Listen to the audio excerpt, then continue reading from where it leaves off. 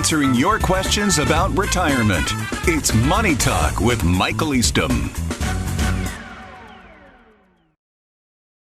Recently inherited $300,000 from my father, who passed away late last year at 96 years. I'm 64 and my wife is 63. She's been caring for Dad for the last few years and left her job to do it. We'd like for her to not go back to work, but need to get some income from the inherited money. How can we invest the money and be fairly conservative? And what is a realistic amount on income we can get? Well, I can't make any guarantees, but what I can do is give you a range of reasonableness if your investments are allocated appropriately.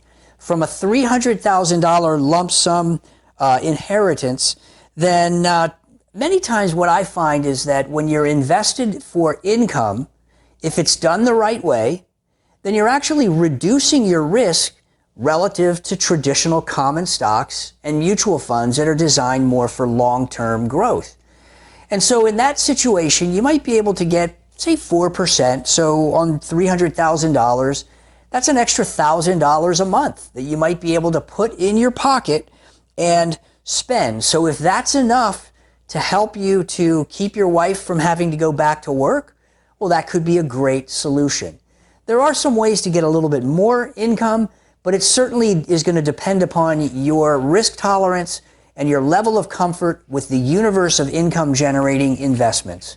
If your goal is to try and keep your wife home at this point, then what I would say is certainly it makes sense to explore all the options and make an informed decision with somebody who is a fiduciary and has the professional obligation to make sure that whatever strategy they recommend supports the goals and dreams that you have for your retirement.